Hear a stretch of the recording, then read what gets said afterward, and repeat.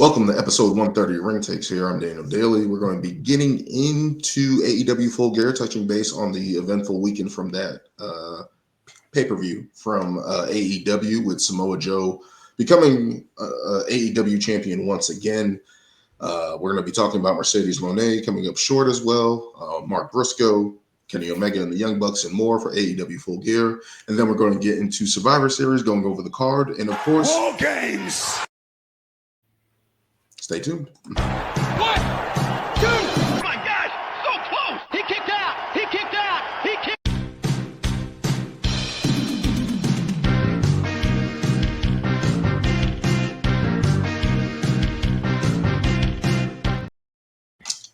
Why didn't I just hit that? There we go. Here we are, episode 130, of course, joined by Brian and Lewis. And we have Sonny, the Man Eagle Cain, who will be making an appearance on Wrestling Pedigree podcast over there in the UK with Maddie Hawkins on December 12th. So make sure you guys check that out and follow Sonny on all socials to get more updates on that. Thank you for joining us, Sonny, as always. But this is episode 130. We're going to be talking about Survivor Series in AEW Full Gear. Let's get into that right now. Looking at AEW Full Gear, a very eventful show on Saturday past weekend. Samoa Joe winning the AEW World title to close out the show, but we also got the return of Swerve Strickland. Brian, take us away there with the AEW Full Gear recap. All right. Overall, I felt that Full Gear was a very solid show. You definitely got a sense after the show of what direction AEW was kind of moving in as a promotion. If we're gonna kick it off with talking about the main event, that steel cage main event between Samoa Joe and Hangman Page. There was a lot of commotion, especially at the very end. You had the Ops coming out. The Shibata came out first. Then Eddie Kingston came out to kind of interfere with him. Then Hobbs came out. Trying to be Mark Henry ripping off locks. Yeah. But he actually was successful and not struggling like Mark Henry was at first. So because they locked it. Yeah. So Mark Henry was more impressive since they didn't gimmick his. He actually had to pull. Yeah, exactly. But then Hobbs got into the ring, and then I think Hangman fought him off. Then the surprise, I guess, with Hook coming out and turning on Hangman and revealing that he's still with the Ops, which then led to Samoa Joe winning the championship. About Hook.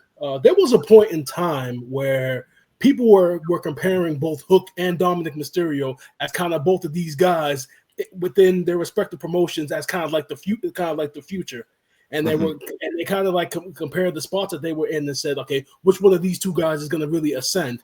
You look at them now. Dominic is here, and Hook is just stuck down here, and it's unfortunate because Hook has a lot of potential. I mean, his mic skills may not be the best, but as far as presence and intensity goes, he really is just like his dad, Taz. And it's unfortunate that he is where he is right now, because you would have thought that he would have ascended to the next level at this point. But that's aside on Hook. Samoa Joe winning the title again. It's kind of funny because as the controller of the X account for Ring Takes, I'm on social media all the time and reviewing a lot of these fans. And one of the critiques that they have about WWE, as far as their top talent goes, is that everybody is over 40 and everybody's old, and they're all worried about the future. But yeah, here we are in AEW with Samoa Joe, who's within that same category and is mid to late 40s. Now he's winning the world title. So I thought that was kind of funny.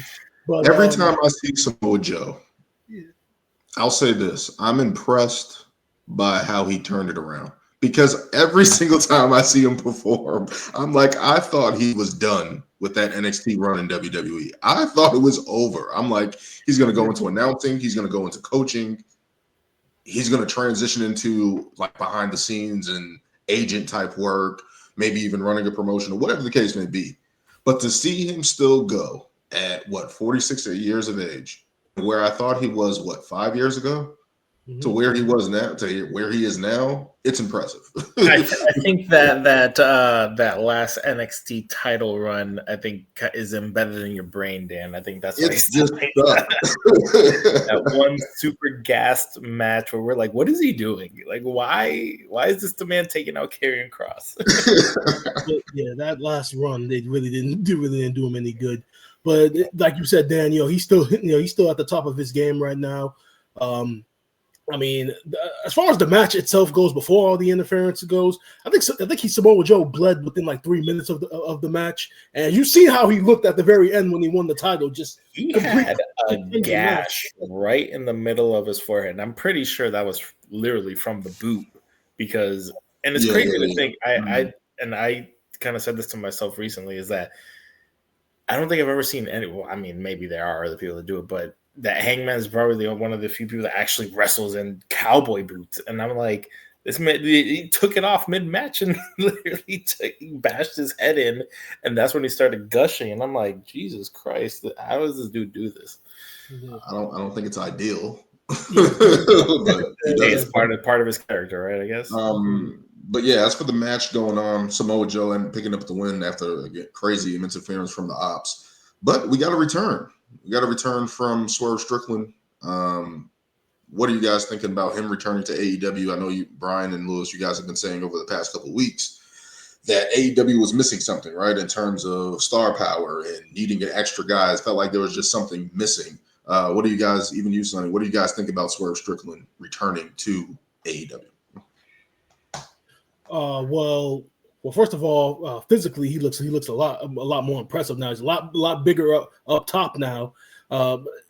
It's unfortunate that Wardlow had to get hurt though, because that's reason why storyline wise why Swerve was written out of the storyline, because Wardlow attacked him and Prince Nana. But glad to have Swerve back, because like Daniel said, like AEW was missing some of that main marquee guy, with MJF out, with Will Ospreay out, and then you had Swerve out all that time. Like it was very difficult sometimes to watch, because Hangman Adam Page's title reign, as great as the story was leading up to him winning the title at All Out, everything that he's done since then has felt like less than. And he was doing the best he could, but at the end of the day, there really wasn't anybody for him to mix it up with. I mean, like I said, MJF was gone, Ospreay, Swerve. So getting Swerve back, it's gonna be huge for them. More than likely, he's probably gonna factor in back with Samoa Joe again. I wonder if they're gonna kind of do like an ally between him and Hangman. I hope not, because that feud that they had, honestly, is probably the best feud that AEW has done in their 6 years of existence. But once guys go through the fire like that, they usually end up teaming up with each other. Oh yeah, I mean, it'll be interesting dynamic. Yeah, you know what's crazy is that like you were saying, Brian, like, and like the Void, yes, all these top guys are out, obviously. I'm thinking like, wow, yeah, MJF has been out for a bit, obviously, since that match with Mark Briscoe. And but one person that has been the real standout for me, and I get, storyline wise or whatever, is Kyle Fletcher. Like he needs, now that he's lost that TNT title, and now that he's like, even like him, Takeshita, like, they need to like be elevated to that top spot. Yeah, Takeshita maybe doesn't have the best mic skills, but his in-ring ability and even just presence alone is great. But Kyle Fletcher is, I'm not going to say mic skill on par with like MJF, but skill-wise is, up there with like Ospreay, and like some of what he does is like unreal, Maybe that's something that they need to start doing, putting some of these guys in that position. I know they did it. Wasn't Kyle Fletcher Hangman Page's first title defense? Was he?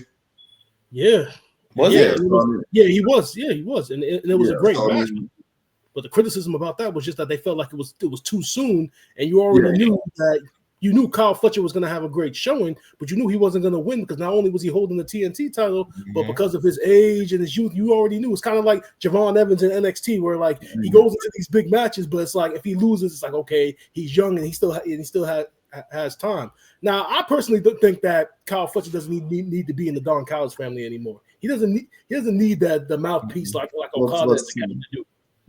I think we can say a lot of people don't need to be in the Don Callis family. But I digress. If you rank everybody, he's number one at the top of the list. Yeah. He doesn't need Don Callis. And I love the fact that they had that segment before the main event where he came up to both Takeshita and Okada and was like, "Yeah, you guys are supposed to help me." Now, as a result, now I'm entering into the Continental Classic and I'm gonna win it. So love what they're doing with him from that standpoint. Good thing that Swerve is back, and it's gonna, like I said, like I always say, it's gonna be interesting what they're gonna do moving forward. Now, honestly, I'm not looking forward to this coming episode of Dynamite, because typically AEW has a very bad habit of the show right after their pay-per-views. It always ends up being very lackluster. Like they never kind of follow up with whatever happened at the pay-per-view. Like whoever, like for example, Swerve came back. He's not going to be on the show. He'll be on next week's show, which doesn't make sense. Well, they're also starting the Continental Classic this week, right? Or is that next week? No, they are starting it this week. I'm actually looking forward to that because I want to see those matches. So I'm actually try and watch week to week just because I like the tournament. Sonny, did you watch AEW? Sorry, Full Gear. My bad. I've seen enough of the clips to be able to talk a little bit about it. That's been my thing the whole week. So I watch 5 shows leading up to the pay-per-views, and then if I'm able, I go back and watch the clips from the pay-per-views. I thought Samoa Joe was fantastic, if you don't mind my saying. 40-ish seems to be the new age now for guys to come in and well, I mean, prime years. I wanted to ask Gerald this question on Wrestling Spotlight because Gerald talks about the age factor too. What's your ideal age of a wrestler? I mean, because they start young, and then it's a workup to get there in real life. So, I mean, the way that we used to, I feel like in our era that we looked at, like I was just watching Triple H versus Cactus Jack at No Way Out in 2000 with his career on the line, and he had a 15-year career at that point, and he was 34 years old when he retired at the first time. So would you say mid-30s would be ideal for most? Yeah, so back in the day, we used to think you're 20, you work your way in by your late 20s, early 30s, that's when you get your push. And then maybe by your mid-30s, maybe it's over, or maybe you're winding down or moving into a different role. But I feel like now, especially, and you think it would be the opposite, right? Because these guys are going faster, they're going harder, not being as safe as they were back in the day and stuff like that. And putting a lot of wear and tear on their bodies, but it's like they're just able to. You look at guys, AJ Styles, Rey Mysterio, John Cena, Randy Orton. I think Roman Reigns is getting near 40. Like LA Knight is a prime example of a guy that's started late and then still going in his 40s and looks like he's about to hit his prime. Samoa Joe, again, I always talk about it. I thought it was over in NXT. Yeah.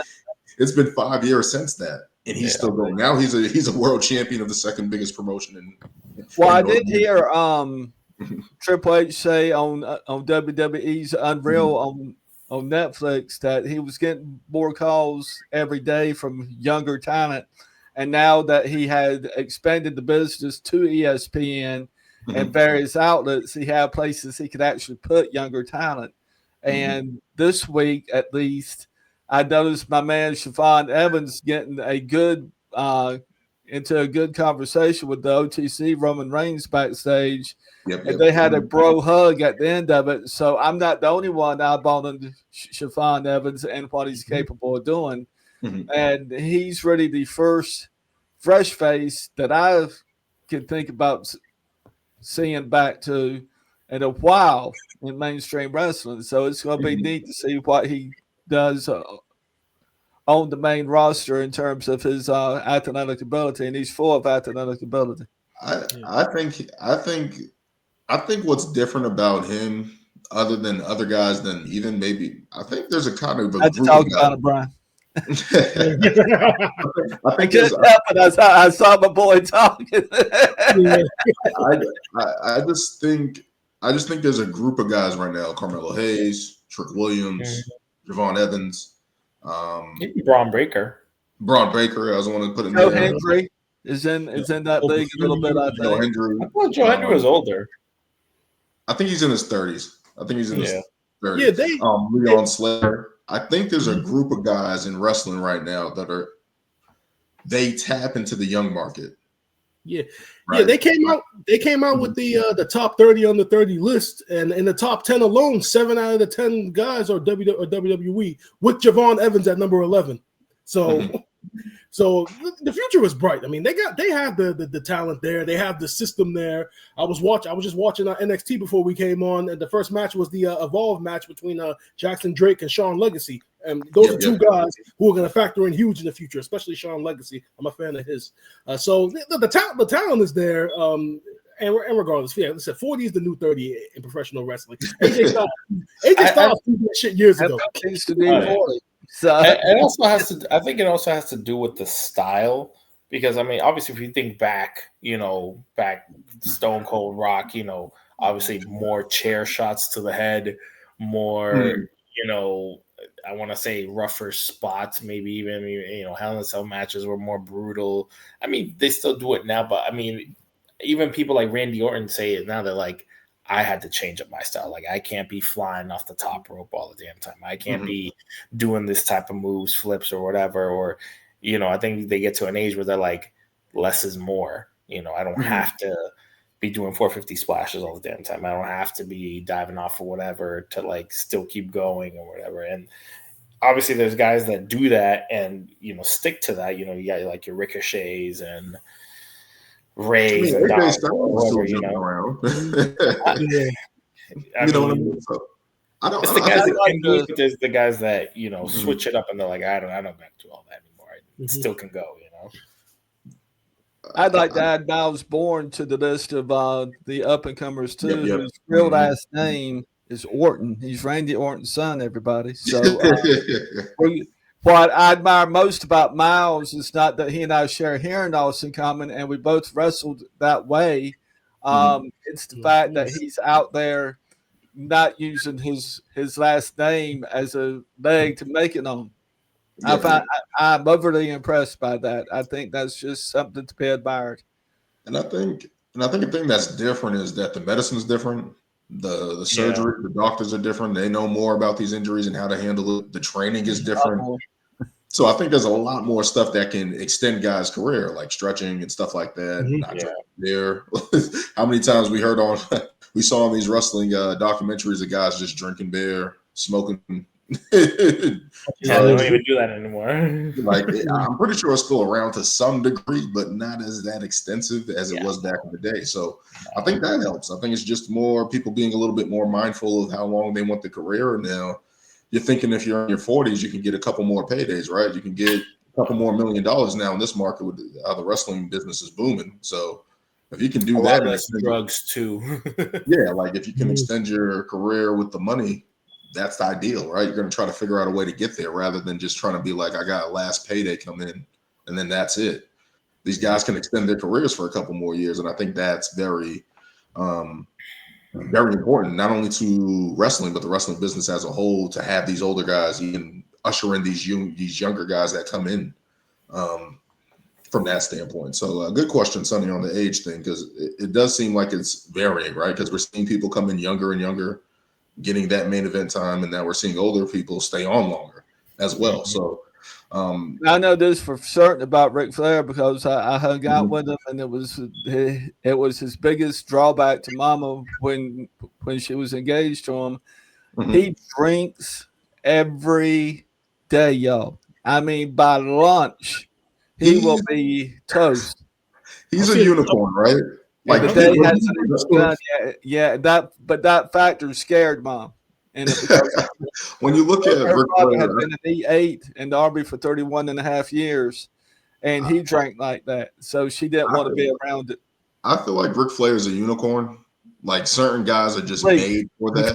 'Cause he had that plane injury right towards his back, and his career was about to be over. That has to hurt him still. And he drank every day. He partied every day. He And stayed that's out not a all put down night. on my part. So Like, he's a unicorn. He's different. He's a different breed of wrestler, right? But let's keep getting into the AEW gimmick. Brian, please tell us about the Mercedes Mone Chris Statlander, so I can continue my rant that I've been going on TikTok, YouTube, Okay. etc. All right. Please. Okay, so Chris Statlander came out on top in the match. The match was a very good back and forth affair. I feel like the previous two matches that they had were better, but this still was a very solid match. The way it kind of ended, it was kind of sudden with Chris Statlander getting the win with the way that she did. It's going to be very interesting moving forward. What's going to happen now? Because as Daniel was about to go into, because Daniel, apparently you're not the only one that feels that way. Like, a lot of people felt that Mercedes should have just won, and a lot of people were approaching it from the other promotion standpoint. Because if you give off the impression that she can't win the big one, what does that say about these other 13 titles? Now I get it. AEW is supposed to be up here, and then you got all these other promotions who are supposed to be below because they're the number 2 promotion in the US. But at the same time, even though she's featuring their title, there is still a level of respect that has to be there for those other titles. Even though level wise, AEW is up here. So some people were looking at it saying like, well, her not winning as a slap in the face to these other promotions.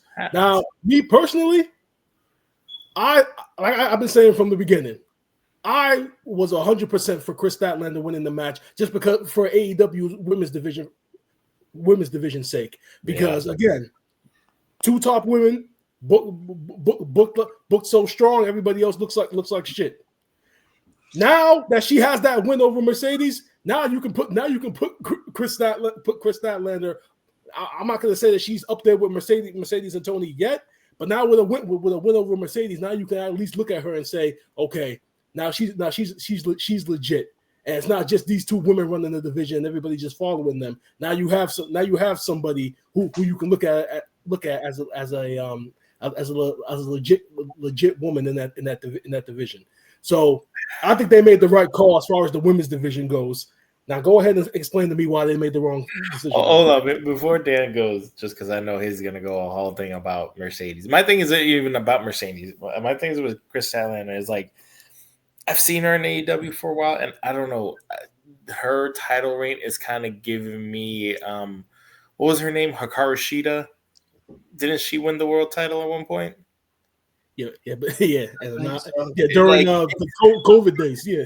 To me, this title reign, I don't know. Yes, she's having this feud with Mercedes, but I don't know. Something needs to change with her that needs to elevate her, because if not, it's going to be a short, irrelevant title reign. And I really hope it doesn't go that way, because we've seen that happen in AEW before, where people win the title and it's not memorable, and they, like you said, they go back to like the Tony Storms or the Mercedes, or in the past like Britt Bakers or whatever. But I just really hope. I called it too, where I was like, she just won this title, she's not losing it. Yes, it would make more sense for Mercedes to win this title with all these wins, but I don't see her getting that title off of Chris so fast. But Dan, go ahead. Okay. Mercedes should have won on Saturday and gotten 14. Because this whole storyline that people keep arguing for, that it's going to build her character and she can't win the big one, and now she has to refocus, and she shouldn't focus on the 13 titles. What was the point of her going out and getting all those titles in the first place then? What if it's just a thing that just happened? Maybe I mean, look, hey, we saw FTR. We saw FTR go to other promotions and win a bunch of titles. That is a very poor excuse, because realistically, after she won the third one, then after every win after that, then She's doing all this stuff and breaking all these records and stuff like that, and then she can't win the title that absolutely matters. Then all those other titles, like I've been saying from the beginning, do not matter. None of them matter. She should have won 14. He gave you the answer. It just happened. That's the thing. And then this whole thing, Chris Statlander, she's been getting better. I like her in the ring. They put her in this spot where if she loses, people are going to say she's a lame duck champion. Lewis, she just won the match, and you're worried about this thing not being memorable. Because like I said, everyone's more invested in Mercedes right now. Like you said, look, we have someone who's out here winning a bunch of titles. They want her to win that title, but at the same time, you don't want to cut the knees out of somebody you just gave the title to. So I think it's more of a bad timing where she was out winning all these titles, but then boom, we just had a title change. If anything, I think it would have made more sense for Tony to have kept it for them Mercedes to win it. It would have culminated all of this into a bigger thing, is what I'm saying. I think Chris Statlander winning it is what's messing up. What I've been saying, and that's the booking mistake that AEW made when they put the title on Chris Statlander. Because it's at the expense of her, and it's like it shouldn't be, but it's like this is the first of all, didn't Chris Statlander went on like a roll up or something like that? Yeah, it was an eliminator match. Yeah, it was a fatal 4-way. It was a surprise. Yeah, it was like out of nowhere. I did not picture her winning at all. I don't think a lot of us saw her winning at all. That's a misstep of justice because she didn't get she won in a fatal 4-way elimination match out of nowhere. It wasn't a significant win over her beating some triumphing, overcoming the odds and winning. It was just out of nowhere. That's a disservice to her. Now she turns around and goes and beats Mercedes Mone, and people are having questions after that about her title reign. That doesn't help her going forward. It gives a notch into her belt. She beat Mercedes Mone, but Mercedes hasn't been able to win the big one. The story here was Toni Storm and Mercedes Mone going up against each other. When you have two titans like that, you don't miss the opportunity to cash in on that type of feud, in my opinion. Now you insert Chris Statlander, who's not as hot as Toni Storm in terms of popularity and stuff like that, not on the same level as Mercedes Mone in terms of popularity. And now you miss that step. It would have been better for Mercedes and Toni Storm to keep feuding and Toni getting the I would have been fine if Mercedes Mone Toni Storm beat her two times in a row. Then you can tell the story of Mercedes trying to get her edge back and get to that point of getting that opportunity against Toni Storm again. Then, in my eyes, you can build up Chris Statlander to be the challenger against Mercedes at that point, because then everybody will be cheering for her and rooting for her. They pivoted. Yeah, go ahead. You know what else is going to be a problem? Go ahead, Sonny. Sorry. Go ahead, Sonny. Mercedes Bourdais has such heat right now that anybody that gets in there in Mercedes is light is going to have trouble getting in light of their own and finding their own name because of the build-up of Mercedes. And I think the Mercedes should have already been the world champion. I think we should be beyond grabbing all these titles. And I think we should have her as the pinnacle of what she's trying to be. But I do think the titles around her waist add to her I'm better than you, and this is why I'm better than you mystique that she plays into so well. Well, to me, she's the best female heel in AEW, period, bar none. I mean, I love Toni Storm, but Mercedes has the heel roll down to science. And you want to know what would have capped that off, guys? Her winning 14. And they blew it. Agreed. They blew it. Yeah. So two things. All right. So number one, the one thing that's honestly gonna like hurt Chris Statlander moving forward now is that because of the booking of the women's division, if Chris Statlander is not facing Toni Storm or Mercedes Mone, the feud is not going to be as engaging as it should be because you book the division around those two. And the second thing I wanted to bring up is about I think Daniel, I think you mentioned it like last week about Mercedes being hurt and Mercedes looking weak. Now, I'm gonna play devil's advocate here. Now, do you think Mercedes is at a point right now where I'm not gonna say like she's untouchable, but like, can she really be hurt as far as AEW standards go because of the fact that they booked the division so strong around her and Tony Storm? Like, can she really be hurt in AEW? Technically, I think she can, because this whole storyline of people saying now she's going to turn around and lose all the titles. And I've been arguing with people about this, and people are like, she's going to lose the titles. I'm like, so you're going to have her go 0 for 2 in AEW world title matches and then go 0 for 13 in these return matches to these other promotions? This is the conundrum we're in, because it's like maybe she goes the Baron Corbin route where she loses it all. The Young Bucks, they're doing that storyline, Lewis. You can't have 72 storylines. You know what they should have did? As soon as she broke Jade's TBS title record, then her next match, she should have just dropped the TBS title altogether. She still could have been Ultimo Monet, and then going into this world title match, then you could have had her win, because I think obviously the TBS title is kind of a crutch right now, and her holding both titles. And now with the way the women's tag team title tournament is looking right now, it's looking like Tony Storm and Mina Shirakawa are going to come out on top the way it's looking. And again, all your titles are revolved around these two women, and the rest of the division is just looking up like what are we doing? And they have women on the I don't know. Britt Baker, I don't know where she's been. Thunder Rosa, like Jamie Hayter. Thunder Rosa is hurt, isn't she? Like, I don't know. I don't know. But I'm just going to say it again. What they did there was an injustice to everybody involved. And I felt like there would have been a better story, even Chris Statlander and Tony Storm chasing Mercedes now. And now they got to run the gauntlet and figure out a way. Maybe Mercedes starts a group and is the henchman, has henchmen and stuff like that the baby faces go through to get to her. Maybe kind of like a vision.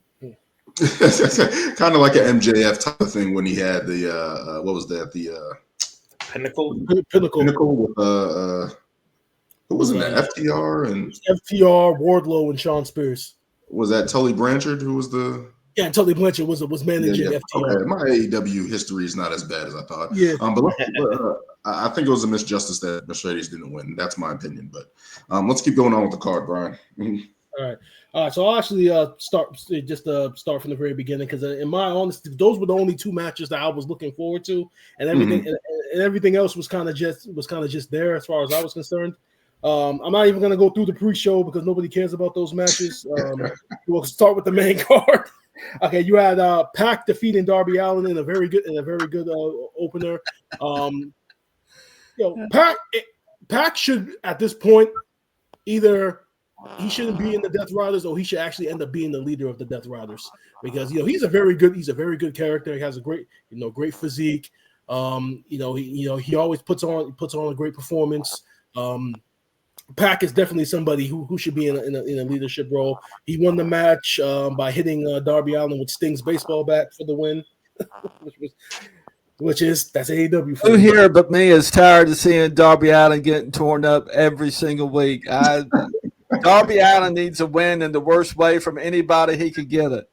Yeah, Sonny, at the beginning of the year, I was the one foolish enough to make the prediction that Darby Allin was going to win the AEW World Title in 2025.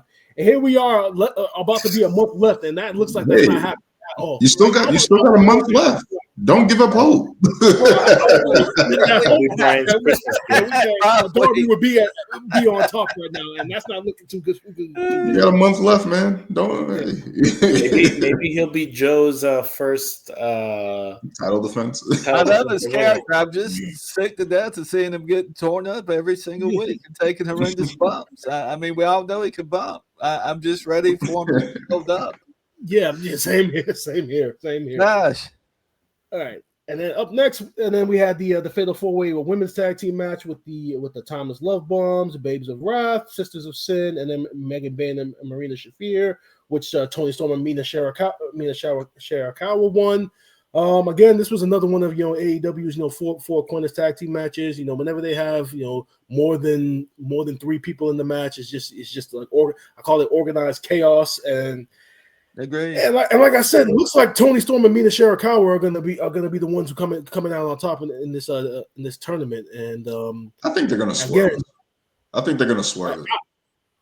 Now, if they are going to win.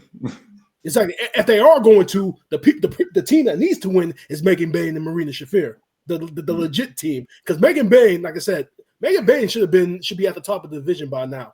The fact that she's been stuck in collision hell for the last 6 months. I don't get that. You think so, Brian? I don't think her in-ring ability is that good. She looks very stiff and green to me. Just when I see her stiff right now because she's not getting the work in. You got to get the reps in to loosen up. It takes practice week in and week out. Where did she come from? What did she come from another promotion or is she? She came from Ohio.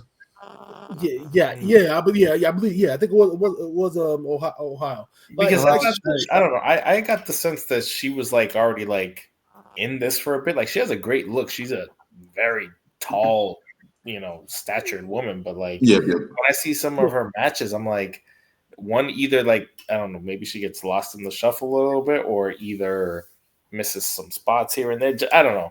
She has a good presence, but her in-ring ability is. So what you're saying is how she's how Jade Cargill was when she first started. She is someone that would benefit greatly from the Performance Center. So she could be a China-like wrestler in AEW now. She's just. Commanding like that. She's very ring generalness-ish about her approach to her moves and her follow-throughs. It takes every week of booking to improve your craft. You can't go out there once every 3 weeks and give a top 10 fight. It just doesn't work that way for most people. Sonny, I am so glad that you just said that right now, because that's one of my gripes about AEW is that when you have a promotion where you're literally only wrestling a maximum of once or twice a week, because they only have Dynamite on Wednesday and then Collision on Saturday, which I think they record some weeks on Thursday or do it live on Saturday. And if you're an up and comer and you need the reps in the ring, and only wrestling once or twice a week on live in front of a live audience, I don't think that's gonna get it done. And Sonny, you can probably speak to this more than anybody. Yeah, this is where the mismanagement of ROH comes in, because the only person I see from ROH coming up and down is Athena. Literally, and that's the part where they should be sending people down to ROH. I don't know if ROH is traveling or if they're just still in Philadelphia, but. No, they're not. They're traveling. I think they film their ROH shows in the same location where they film Dynamite. I don't know. They either film it beforehand or after. Okay. Yeah. Why are they getting reps then? I don't know. Who's the Ring of Honor World Championship, right? Front office doesn't know what's going on. Oh, who's the Ring of Honor World Champion right now? Whoa. That's a great question, Lewis. That brings us to the next match where we had FTR against Brodito, and Bandito is the Ring of Honor. Yes, he is. Okay. Now I will say this much: this match, from what I saw, honestly, it's a top 10 tag team match of the year. Yeah, that match was amazing. Those two teams, FTR can literally work with anybody, and we talked about how Brodito throughout the last couple of months since they came together as a tag team, they've had banger performances. You take that with the experience of FTR, and you get the banger match that you got. Now, me personally, Bandito, they put him through some shit. And he definitely looked like that. He's somebody that they put a lot of stock in, because he was almost like John Cena, like Super Cena, with all the stuff that he was kicking out of. There was one spot during the match where the FTR set him up for a doomsday device, and I think he was on Cash's shoulders. Dax comes off for the clothesline, and then Bandito catches this dude midair, backflips off of Cash's shoulders, and almost gets a near fall. He got hit with a spike pile driver, got hit with a shadow machine 2 or 3 times, and he just kept kicking out. Now, me personally, Bandito, the only thing I'll critique him about is I don't like his finishing move, which is literally just a German suplex with theatrics beforehand. That's literally what it looks like. Literally runs up, does a flip off your back, and hit you with a regular German suplex. But aside from that, that was a great tag team match. That's definitely something, Daniel, that I would suggest that you go back and watch fully, because that was actually very entertaining. The one thing I'll say about that, FTR, their style allows them to wrestle with anybody. Their old school ground-based style, old-time type of wrestling allows them to work with anybody. And kudos to Brandito. Sorry if I'm messing up the team name. But kudos to those guys, because they have been building chemistry over the past couple of months and building themselves as an actual tag team. So giving kudos to that, giving kudos to them. I think that's why AEW tried to give them a little bit more leeway there. Go ahead, Sonny. Mm-hmm. Being that I get asked by Gerald to critique the wrestlers and not be so for them all the time, even though as a wrestler veteran, I have to be in their corner because I fully understand the politicalness of the front office. The weakest point that I think FTR has going for him is he needs more mic time. He gets on the mic, and to me, as a veteran of the sport, the business, he waters down his in-ring ability as a wrestler in the ring. The man's got all kinds of talent in the ring. He's phenomenal at what he can do on his own, but his interviews just don't quite yet match up to his in-the-ring ability. And that's where AEW needs to hand him the mic more. They need to give him bigger spots. They need to let him walk out talking on the damn mic and things of that nature, kind of like a Stone Cold type presence. When he talks, people listen. And if he starts doing those kind of moves, in my personal professional opinion, he'll start to skyrocket even more, because it's the roundness of that gets the higher up's attention. And that's why I tell my man El Luca all the time in 880 Wrestling, you've got to act like the WWE crowd is out there even when they're not. That's got to be your mindset. So if FTR continues to get good bookings, that's great for his in-the-ring ability. But am I the only one that thinks he could improve on his mic time in ring conversations and interviews? Or is that just a me thing, person? Oh, no, definitely not. Needs to improve in general. The tag team FTR.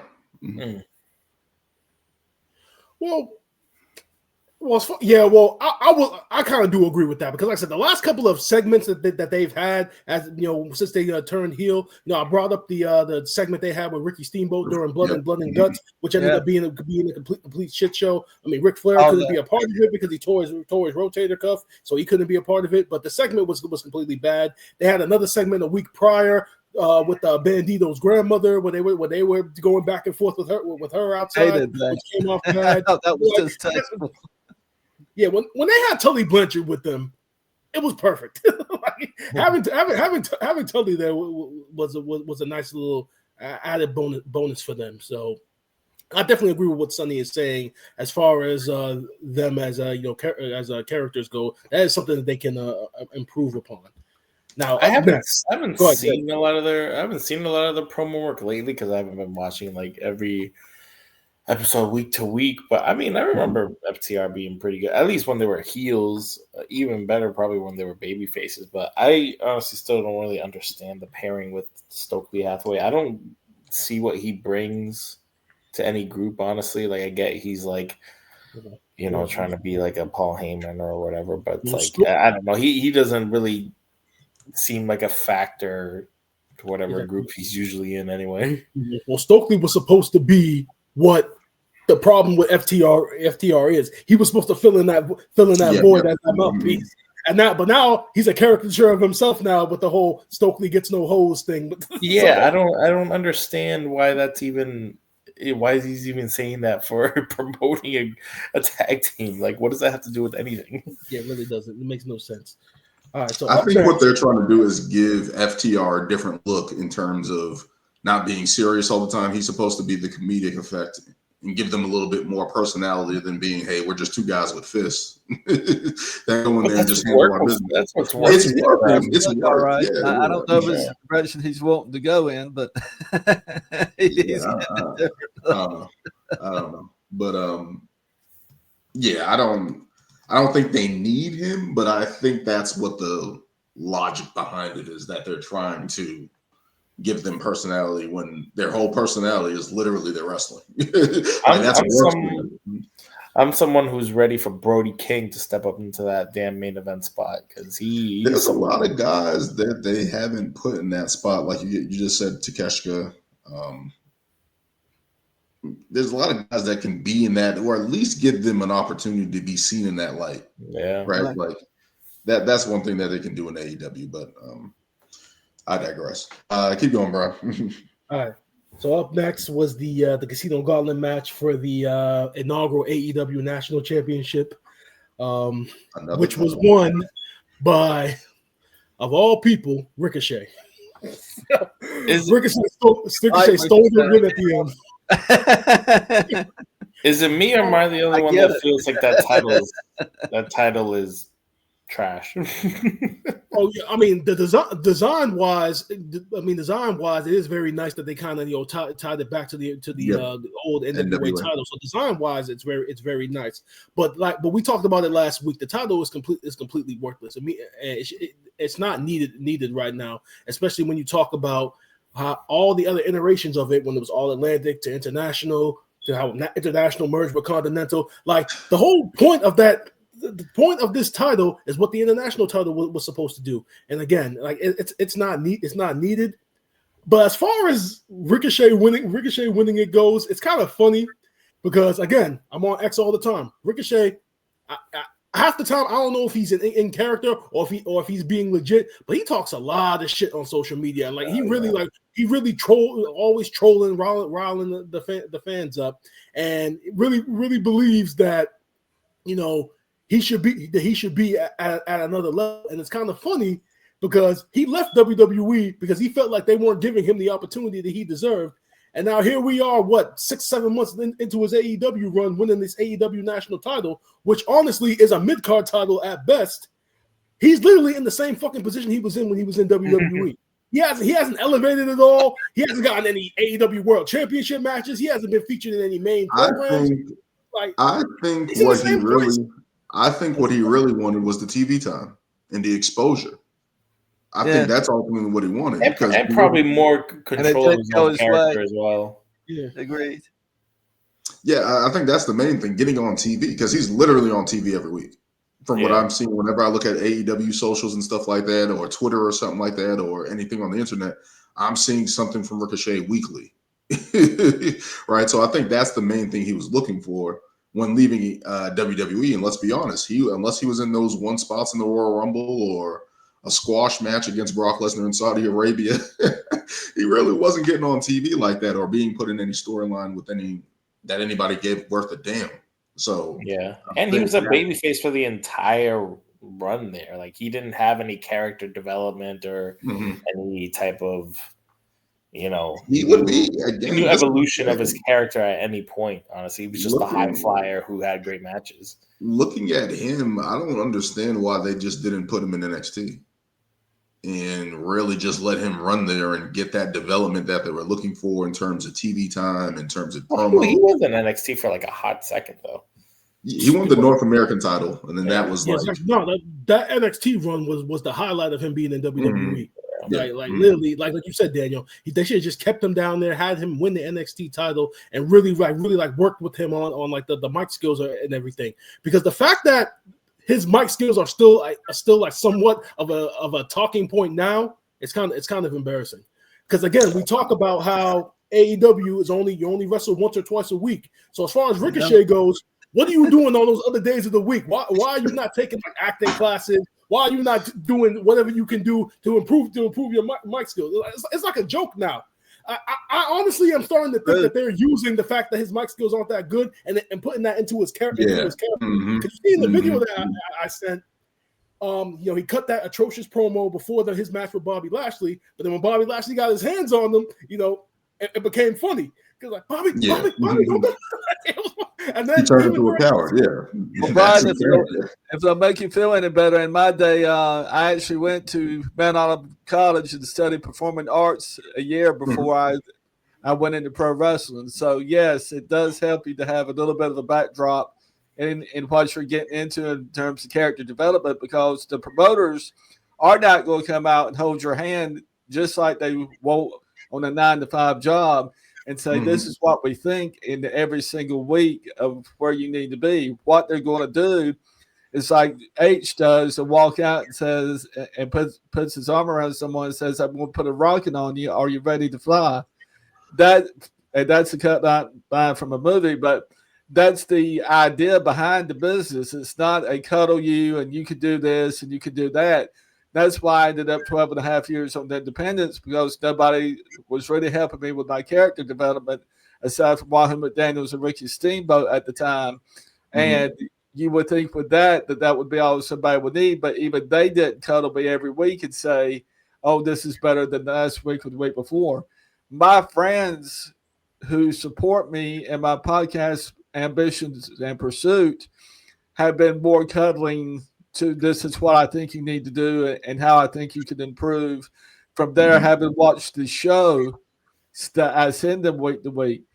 So if you're not getting that support, I say all that to say this, if you're not getting that support from somebody, it's easy to go south on your character and say, why am I here? Why am I doing this? It's literally single point.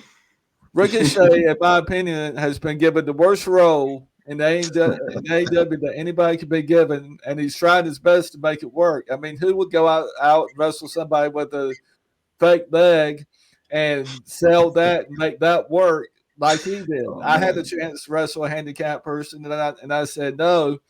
And they said, why not? I said, because it's not really fair to him, even if he wins, that I help him in that way. I said, I'll appear at a show for his benefit, but I'll not get in the ring with him and endanger his overall being with wrestling skills and moves that I've been taught. So I didn't do it. And the guy offered me a nice little payday, fellas, but I said no. So, but Ricochet, for all his worth, is just has really taken a horrible part and made it go, in my opinion. Yes, and like I said, I personally think he should be a lot more farther on than where he is right now. But we'll see what they do with this national championship now. But moving on now, I'm gonna put these next two matches together. It was Mox versus O'Reilly in the no holds barred, and then we had Kyle Fletcher versus Mark Briscoe in a no DQ match. Before I get into the matches, the booking of these two matches back to back is one of the reasons why I say I personally think I can book better than Tony Khan. Probably could, Brian. Yeah, I know. And I don't know if it's the WWE in me, because I have that tendency sometimes when AEW does something, my mind immediately compares it to what WWE would do. I don't know if that's the reason why, but I would never book two hardcore matches back to back, because what ended up happening was what Fletcher and Briscoe were doing. They actually got more extreme than Moxley and Kyle O'Reilly did, but the crowd wasn't as into it as they were into Moxley and Kyle O'Reilly because of what they had just done. Like Mox and O'Reilly, they had forks. You had steel chains, poking each other, using the chain as a finish. Then Fletcher and Briscoe in the next match, they had chairs. They had ladders, they had thumbtacks. Yeah. They used everything. Both of these matches, all four guys were bloody, and it's just like, why would you book these two matches back to back? And they both were looking at this the match that they both were 20 minutes long. So why would you book them back to back and not like put a match in between? That way you can just see separated. Brian, so were they both unsanctioned matches? I'm just gonna say this. I'm just gonna say this, Brian. I think I saw somewhere said that when Samoa Joe bled in the match, against Hangman, that was like the 8th person that shed blood on AEW Full Gear. Oh or yeah, something. yeah. Like, Him, that's what I meant when yep. Kyle Fletcher and Kyle O'Reilly, Mark Briscoe, Mark Briscoe, Mox, Samoa Joe. Hangman, Samoa Joe. probably Darby. I'm gonna say. Yeah, I think Darby got a little bit of color in his match. Like, like that's what I meant at the beginning of the review when I said that you can definitely see the direction AEW is going in, because you see, like I said, seven, 8 guys. They were all bloody. I mean, that's what they're going for. It's like, okay, why? Darby cutters every week. This is the thing where it's like, does it even matter? It busts open without his even having to do anything now. So it's like an Ivan Koloff wound or something that just keeps going. And I made this comparison a long time ago as far as like blood and wrestling matches go. I honestly compare it to kind of like sugar and coffee. Like with coffee, you pour a decent amount of sugar in there, mixing in with the coffee. As the flavors go together, the coffee is going to be good, and blood can add to a match in that way. But you put a shit ton of sugar into the coffee, and the coffee becomes the sugar, and that's what and that's what AEW is doing right now when they do this shit week after week after week, with people getting bloody with the hardcore match. Because then that's now the blood has become AEW, and people don't care as much anymore. Like, again, I talked about last week when Darby got put through the flaming table. First thought went through my mind. Cody got put through a flaming table on AEW television. So it doesn't matter. It doesn't matter as much. So when you have these hardcore matches, back to back like that, you pretty much just, giving the impression that whatever these guys are doing doesn't matter as much, because we saw the same shit on free TV.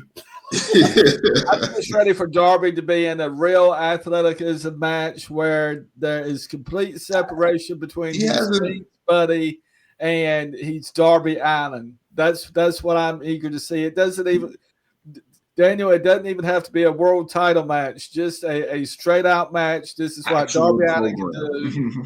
Let him be, and let him do his thing. I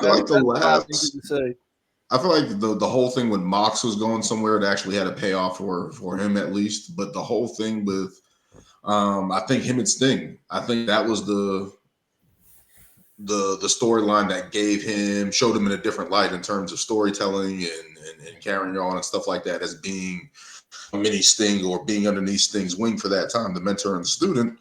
But don't we agree that now he should separate from that and stand on his own a little bit? Yeah, there should be some type of growth from that, and it's like, I don't know if that's going to happen with the booking. I don't know. But and then we'll look at the finals of AEW.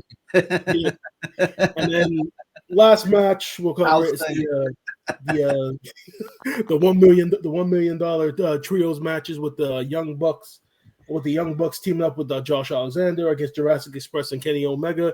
Nothing really much to talk about this match other than what happened afterwards. The Bucks and Josh Alexander came out on top. They've been doing this tease of the Young Bucks possibly joining the Don Callis family, and then eventually, what everybody expected to happen happened with the Bucks turning on Don Callis and then rejoining Kenny Omega, and now the Elite is back together again. Yay! It was very anticlimactic, because you knew weeks and weeks ahead of time with this whole bum ass Buck storyline, with them kind of being baby faces again, that eventually they were gonna go in that direction. Now it looks like we're gonna have the Elite versus the Don Callis family. And since Blood and Guts is already happening, and we already know what they're going to do, Anarchy in the Arena. I don't know when, but it definitely looks like they're going to be moving in that direction. So yeah, that was Full Gear. Yeah, I just want to say about John Callis. I'm going to do a commentary on him on Wrestling Spotlight here in a few weeks, maybe before Christmas. He is the most charismatic manager I've seen in a long time. I mean, he makes you to me, he really is ranking up there with Paul Heyman. He makes you want to be in his corner and on his team, and he's very transparent. He comes across well on camera and on the screen. He's in shape. He does like he's doing. He knows what he's doing.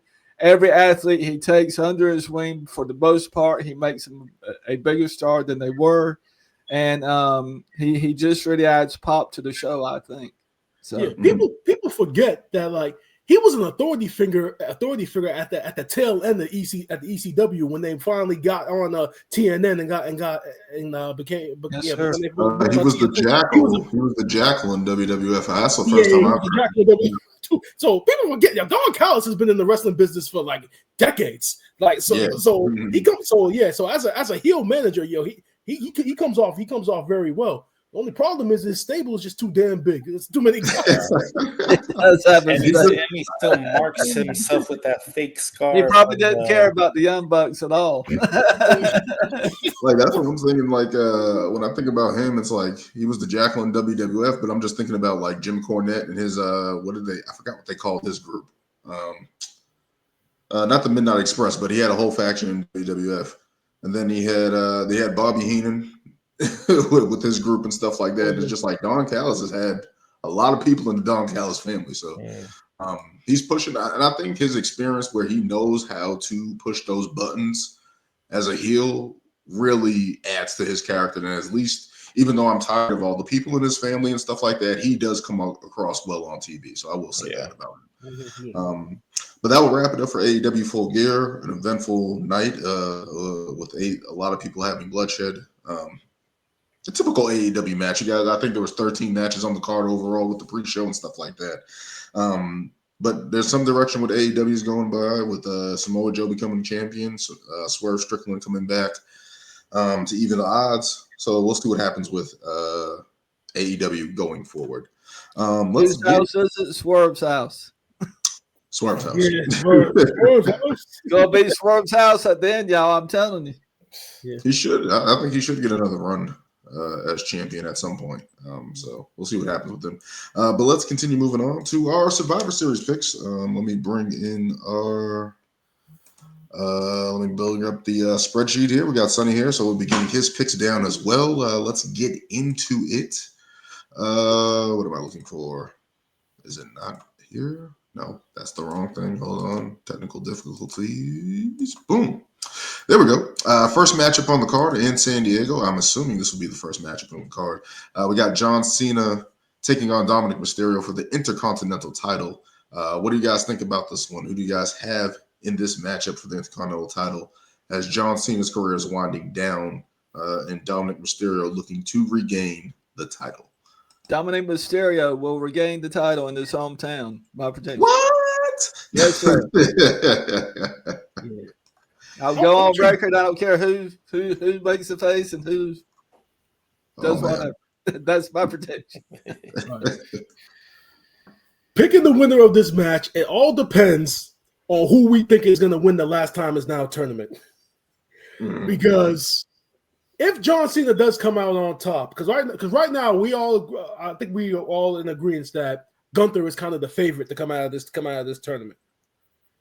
If he does come out of this tournament and John Cena is still IC champion and it ends up becoming a title match, do we really want to see Gunther with the IC title again? I don't. That's what I was thinking too. He's outgrown that shit now. Yeah. Gunther should only be competing for world titles now. I don't want to see him with another IC title reign because it won't top the first one because he broke Honky Tonk's record. So this is that is a really good point because I think like I had mentioned either last week or the week prior that whoever John Cena, if he still has the IC title, it should be dropped to somebody new like a Carmelo Hayes or Solo or whoever. But if it's Gunther, it's not needed. So it would make sense for Dom to actually win the title back and just kind of, even give him more heat because obviously like.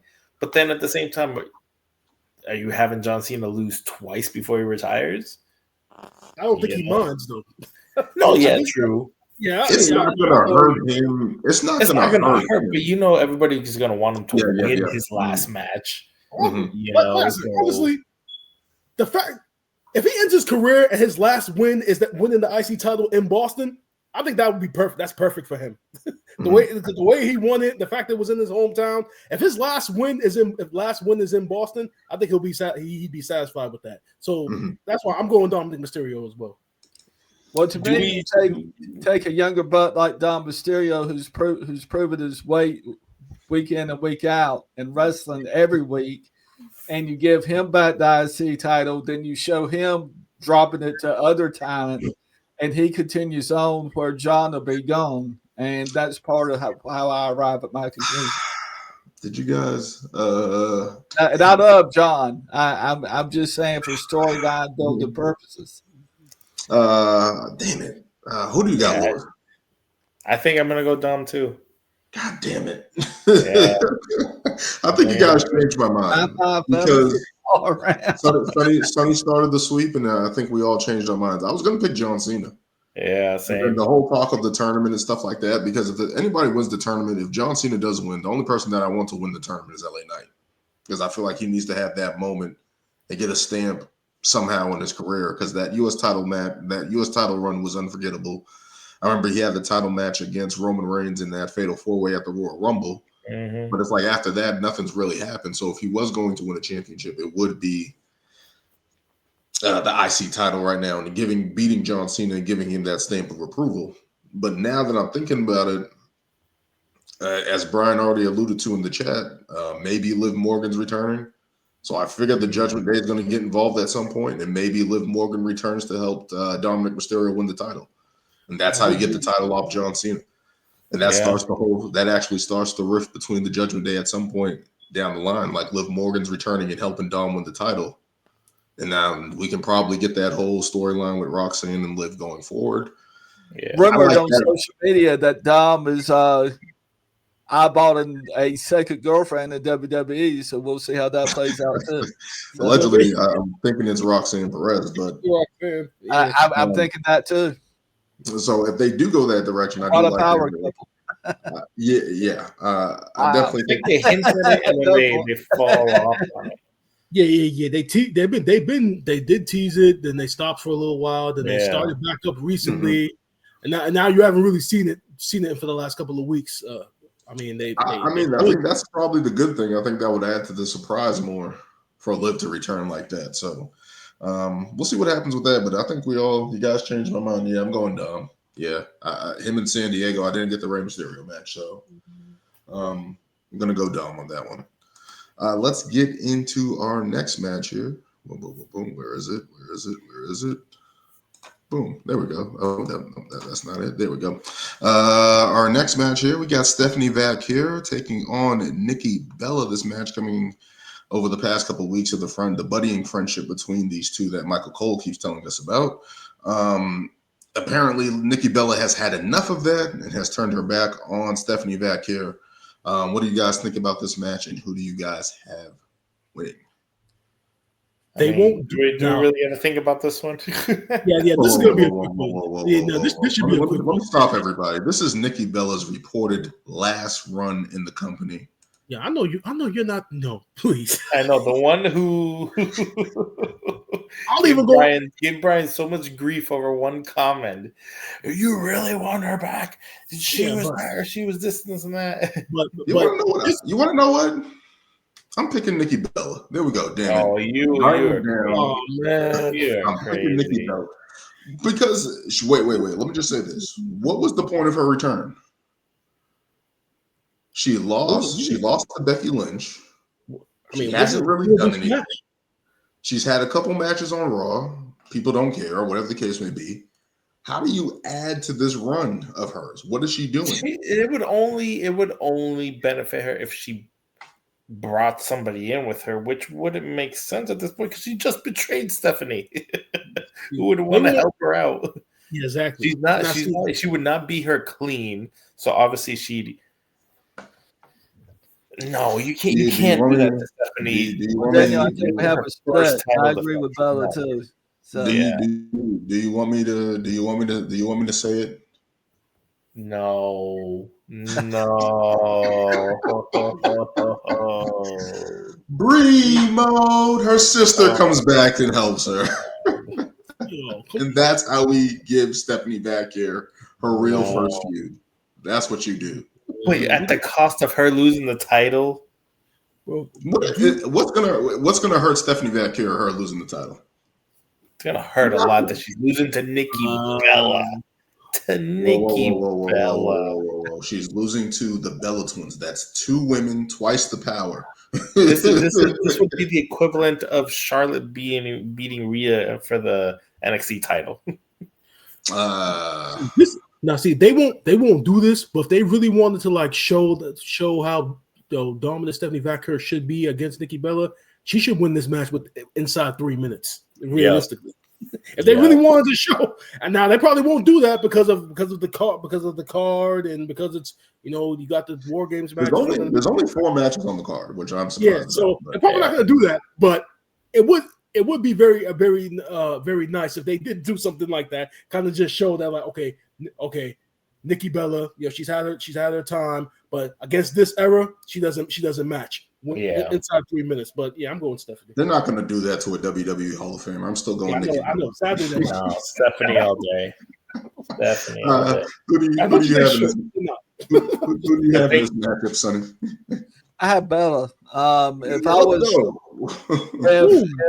If I was the younger talent and the bigger name came in, I'd want to help them go over. That's my spin. I put senior people over me when I was on the way out in my career, and it's just a good feeling that you've helped somebody do what they went there to do in the first place. And it shows sportsmanship. I mean, what does the champion have to lose besides her title? She's young. She's going to be there a minute. She ain't going nowhere. Here comes Bella. She doesn't have the same amount of time under her belt as her opponent does. So I think it's going to be a 25, 30-minute bout. And I think it's going to be a real aspect. My whole thing is like, how does that help Stephanie How does that hurt Stephanie Vaquer if she gets cheated? It doesn't. Hurt her? So, That's Danny, you're going on record saying you want a Nikki Bella title reign right now. After all the grief and all the comments you've made about Nikki Bella, and me being one of them as well, but now you are rooting for a Nikki Bella title reign. I never thought I'd see the report came out. I'm just saying. The report came out. This is her last run in WWE. I don't care. Okay. So did Goldberg. He didn't win either. Exactly. Your last run. Just put people over. Just catch L's. Who cares? You're a Hall of Famer. It doesn't matter. You are a Hall of Famer. It doesn't matter anymore if you're winning or losing. You are in the Well, Brian, in truth, it's all about the payday, and it's a much bigger payday if you've got the damn title around your shoulder. I mean, it just is. Like her notice of that. Like her ex-boyfriend said, your time is up. It's not. As I said, I think that she's going to get one last run. She's going to get one last run with the title. No. And then she's going to drop it at Saturday Night's Main Event or the Royal Rumble. If you want to give her a run, have her beat Maxine for the women's Intercontinental title. If you really want to get her a run, if you really want her to have a run, she never held that title. She can go hold that one. I'm just going to say this. She never held. Yeah. WWE is going to pull the rug from under you guys, and all the Stephanie Vaquer support is just going to go to Nikki Bella. That's all I'm going to say. And they were just going on record saying you want Nikki Bella to have the title run. I don't want her to have the title. But you're bringing it to light, and if it happens, it's your fault. And then I'm going to be in the chat saying it's your fault. She said the report. I'm literally the report came out this week that this is her last run. You can blame the reports all you want. It's your fault. You want to know what? I'll take the blame. I'm fine with that. I can live with that. I'm going Nikki Bella. Me and Sonny are going Nikki Bella, and when we come back next week. After that match of the year she had with Becky, no, I'm all set. Yeah. Just remember that match. And you want more of that. You heard that, Dave? That was the real worst match of the year, not the triple threat on SmackDown. You heard that, Dave? I don't know, man. But again, I'm just going to go Nikki Bella. I think they're going to try to give her some type of shine because she represents the old era. She does. A terrible era. Hey. Diva era. Hey. Diva era. That's why it's important that she wins the title. How about we just remember AJ? Hey, AJ leaves what we're going to talk about next. Me and Sonny are going Nikki Bella. You guys are going Stephanie back here. Let's Hey. keep moving on to. Can I get it right this time? The women's War Games match. We got Io Sky, Rhea Ripley, AJ Lee, the returning AJ Lee, Charlotte Flair, and Alexa Bliss taking on Lash Legend, Nia Jax, Becky Lynch, and the Kabuki Warriors, Asuka and Kairi Sane. Who do you guys have in this one, as this is a stacked lineup between these two teams? Who do you guys have in the women's War Game match? The baby faces. Actually, both of these War Game matches are going to be hard to call, because there are so many stories that can come out of both of them with either side winning.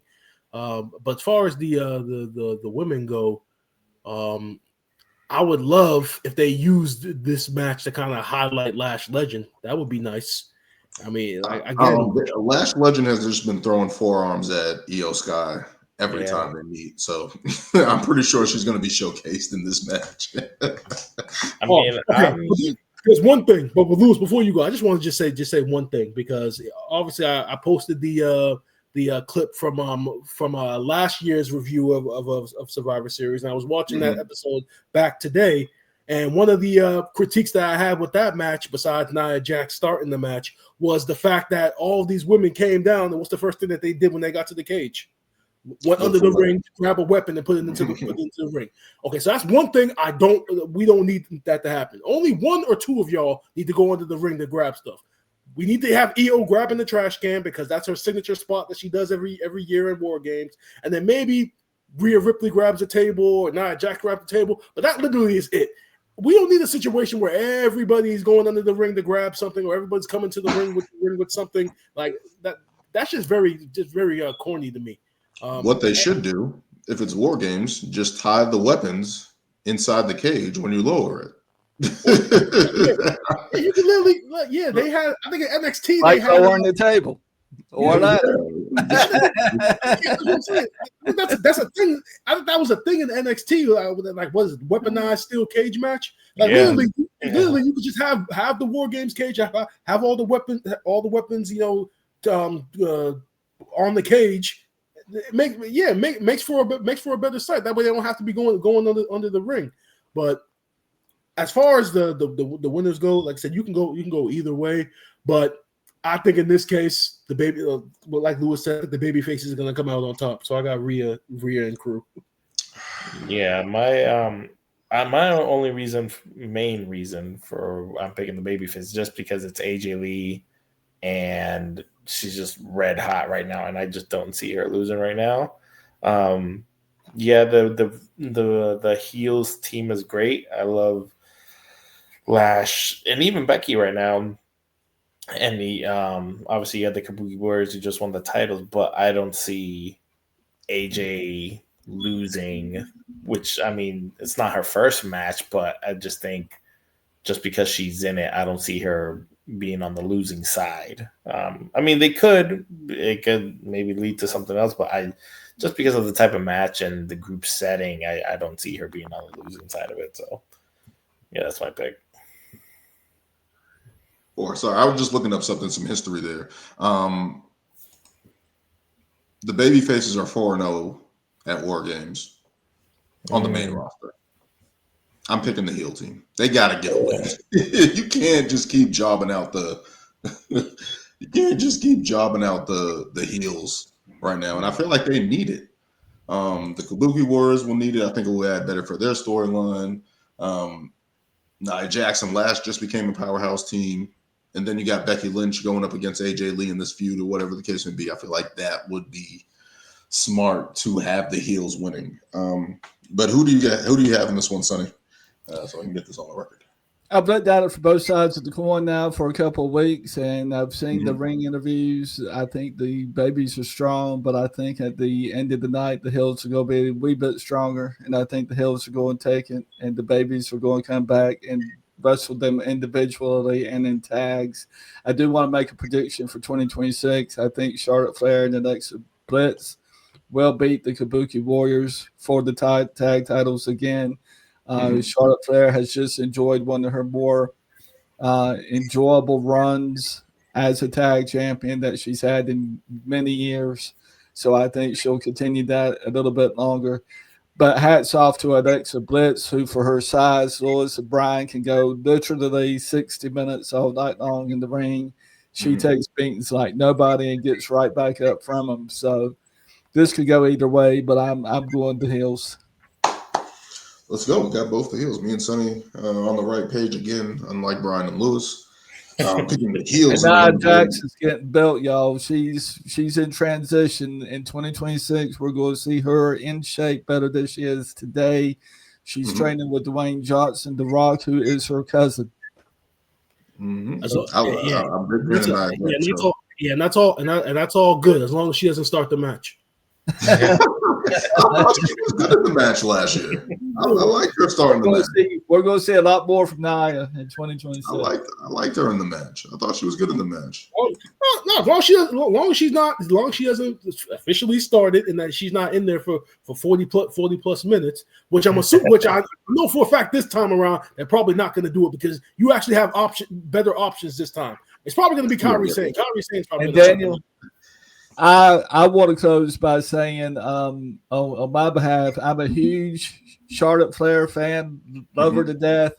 Have followed her since her training camp days with Brad Cain. I wrestled against Brad on Independence back and forth. He won a few, I won a few. And I just think in this particular match, the babies are outgunned by the heels. They should be. And I feel like the heels should get that win. That's my common sense approach. Yeah, that's just they're 4-0. They're the heels are 0-4 in War Games. They got to win one at some point. They've got to pull one off. Like it's just. I mean, I've been wrong before. I will say that. So have I. I'm going to be right on this one. Brian, so Come Saturday, me and Sonny are going to be right. Let's go with that. It's going to be hard to watch for me because I am such a Charlotte fan. So. Well, we'll see. Everything's going to be tested in War Games. But let's keep moving on here to the men's side of things. We have the men's War Games. We got Team Cody / Team CM Punk, if you want to make note of that on terms of what happened on Monday Night Raw. But we got the Usos. We got Roman Reigns, basically the bloodline. Cody Rhodes and Punk taking on the returning Brock Lesnar, the Vision, Brock Lesnar, Braun Breaker, Bronson Reed, Logan Paul, and the addition of Drew McIntyre in this men's War Game match. Who do you guys have in this one? With this one, this is another stacked one. In this one, they definitely pulled out the heavy hitters for the men's War Games. But who do you guys have in this one? I've got the Hills. Yeah. Ooh, the Hills. I've got the Hills. The Hills.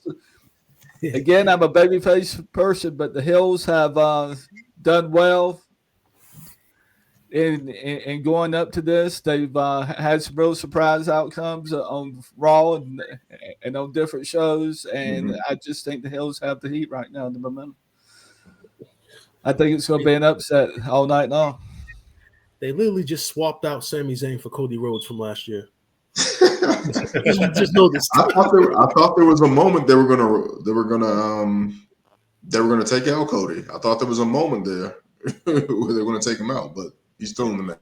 So the interesting thing about this match is like as far as like maybe betrayal or an accident goes, it can literally happen on either side.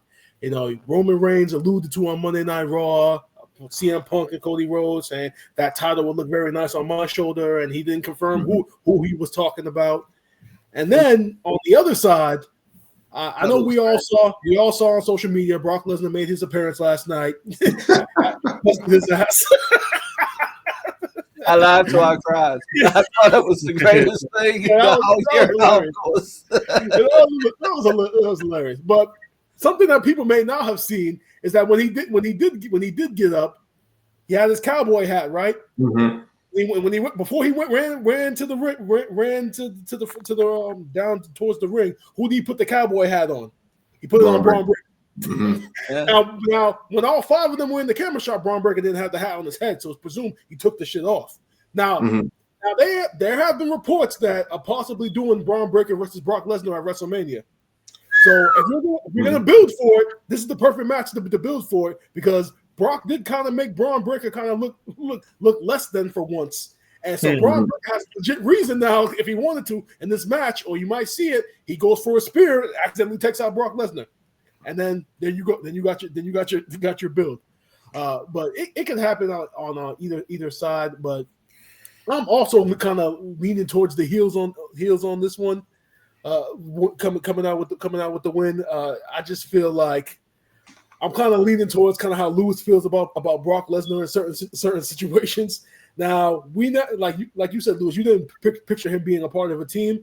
I can't picture him losing a War Games match as the leader of the team. No. I can't see it. So I gotta go with the heels. Yeah, I don't see Brock losing this type of match, but then at the same time, I see more of a. If the baby faces were to win, I see more of a betrayal happening there. Whether it's Roman, whether it's Cody, just like screw it, I'm still gonna take him out, or Punk like taking out Roman or something or whatever. I see more, but the Braun Breaker spot also makes sense too, because he could essentially do to what he did to Seth, and do that to Brock. But yeah, I think I'm going heels, because I don't see Brock losing this match. So definitely interesting, because with all the events that happened on Raw, with the heels getting the advantage, then they turned around and had the they poured the prime drinks on Logan Paul there to close it out. Yeah. But just looking at it, thinking at it there's a lot more. I feel like there's a lot more meat on the bone if they go towards the heels, because you already have this friction between Cody, CM Punk, and Roman Reigns. That has been established. There's been a little bit of friction, we're thinking, between Braun Breaker and Brock Lesnar. But overall, I think the heels need it. They're going up against the champions. They're bulletproof. I don't think anyone's going to hate if Roman Reigns, Cody Rhodes, and CM Punk lose in War Games. I don't think that's going to happen. I do think there's a potential here that maybe Jey Uso can turn. Maybe I can see that happening. Maybe Cody Rhodes could turn. Cody's been back and forth with Paul Heyman now for months. It started at the beginning of the year. He respectfully talks to Paul Heyman every time they talk.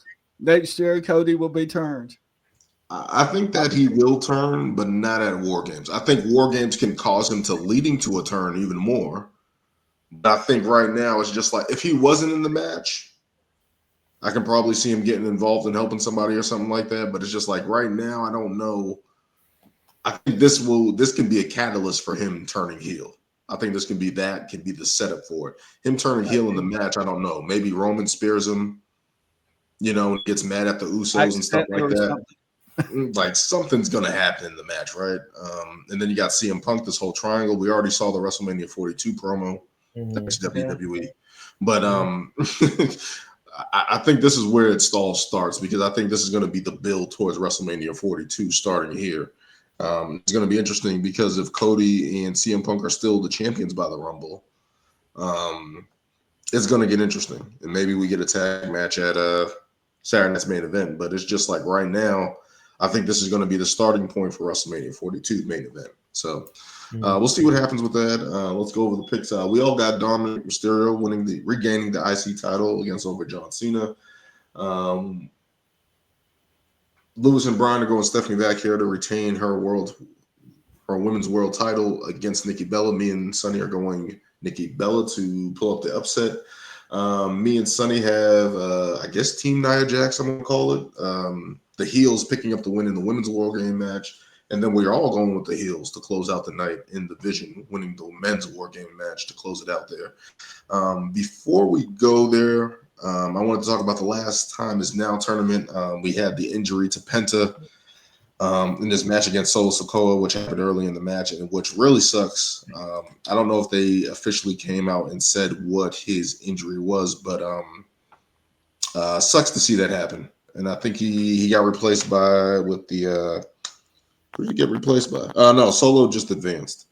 The Miz replaced Sheamus. I don't know why they did that, but I don't know if there's an injury to Sheamus. They didn't really say what exactly happened with that. I don't know why they did that, but I had the tournament pulled up here. But what do you guys think about the tournament so far? We got LA Knight versus Jey Uso, and then we got Gunther versus Solo Sikoa coming up next in the next round.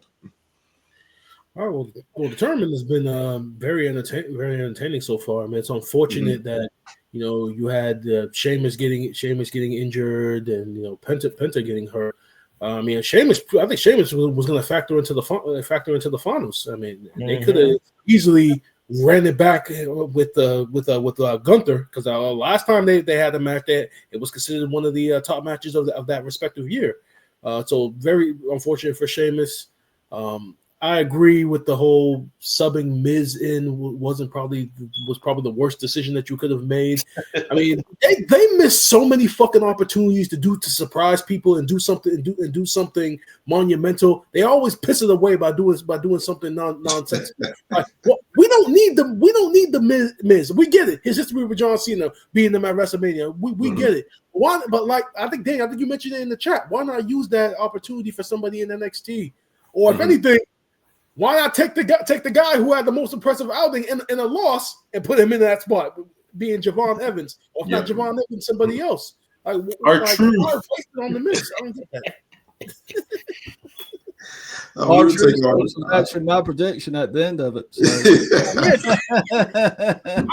I wouldn't have even been so upset about that. I probably would have just been like, okay, R-Truth still got a big ass in the tank.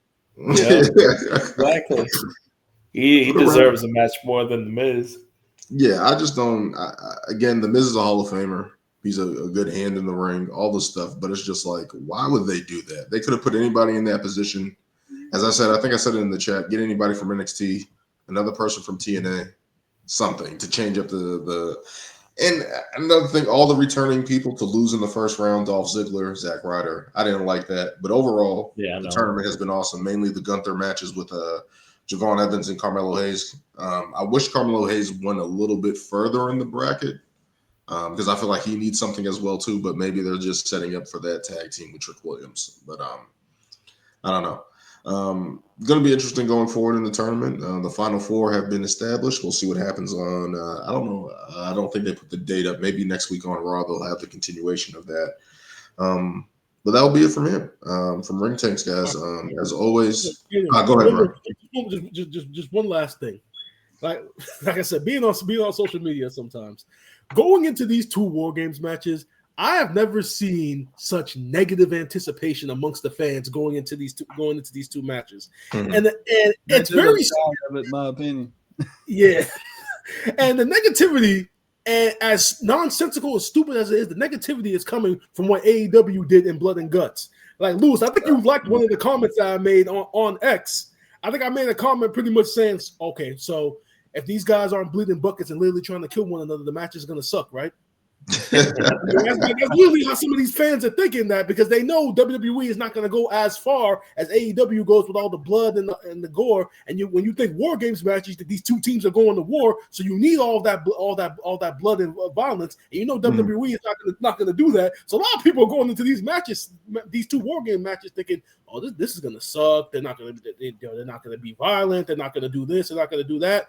I mean, you could have a great War Games match without it being as gory and violent. AEW did, in my opinion.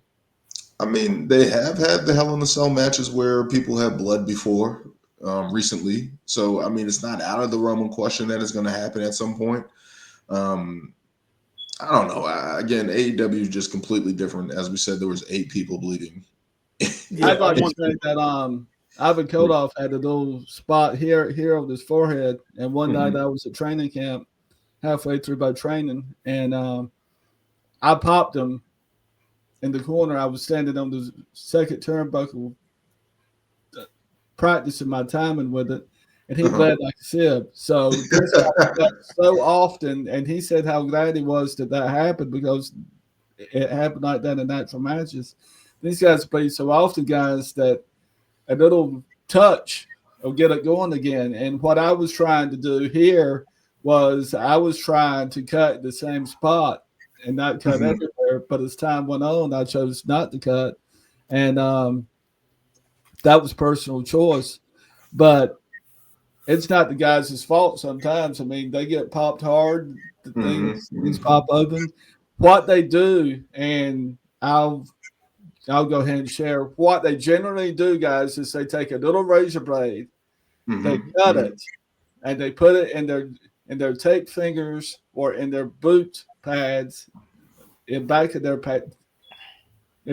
knee pads, and they hide it, and they'll cut.